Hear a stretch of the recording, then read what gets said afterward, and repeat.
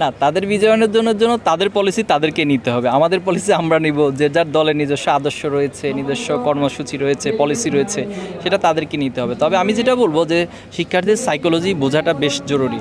অর্থাৎ আগের যে ফ্যাসিবাদী ধারার রাজনীতি, সেটা যদি পরিবর্তন করা যায়, সে চিন্তা যদি পরিবর্তন করা যায় এবং কাদা ছড়াছড়ি রাজনীতি না করে যদি নিজস্ব এজেন্ডা নিয়ে শিক্ষার্থীদের কাছে হাজির হওয়া যায়, এটাই মনে করি সবার জন্য কল্যাণ বয়ে নিয়ে আসবে।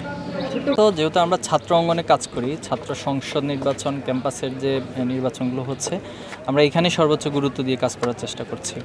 তো বাংলাদেশে বাস্তবতা হচ্ছে যে ক্যাম্পাস বা ছাত্র রাজনীতির একটা ইম্প্যাক্ট এটা জাতীয় রাজনীতিতে পড়ে। এবং হিস্ট্রিক্যালি বাংলাদেশে এখন পর্যন্ত যতগুলো ইভেন্ট হয়েছে, বড় বড় হিস্ট্রিক্যাল ঘটনা ঘটেছে, সবগুলোতেই আপনি দেখবেন যে ক্যাম্পাস এবং ছাত্রদের একটা ভূমিকা ছিল। তো সে জায়গা থেকে আমাদের কাছে একটা চিত্র স্পষ্ট, সেটা হলো মানুষের চিন্তার একটা পরিবর্তন হয়েছে। জুলাই এবং আগস্ট শুধু নিছক একটা হঠাৎ ঘটে যাওয়া কোনো ঘটনা বা আন্দোলন ছিল না, এটা টোটাল জেনারেশনের চিন্তার একটা জাগরণ হয়েছে। এবং এই জাগরণটা হচ্ছে বিগত ফ্যাসিস্ট আমলের যে ফ্যাসিবাদী আচরণ, এটা মানুষ এখন আর দেখতে চায় না। এখন মানুষ গঠনমূলক কাজ চায়। আগের মতো কাদা ছোড়াছুড়ি, নোংরামি অথবা রাজনৈতিক কালচারের মধ্যে যে নেগেটিভিটিগুলো রয়েছে, এগুলো শিক্ষার্থীরা এখন আর দেখতে চায় না।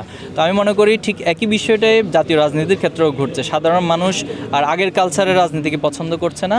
যারা রাজনীতি নয়া স্বরূপ অথবা সত্যিকার অর্থে মানুষের কল্যাণের জন্য গঠনমূলক এজেন্ডা নিয়ে হাজির হবে, তারাই জাতীয় রাজনীতি ভালো করতে পারবে।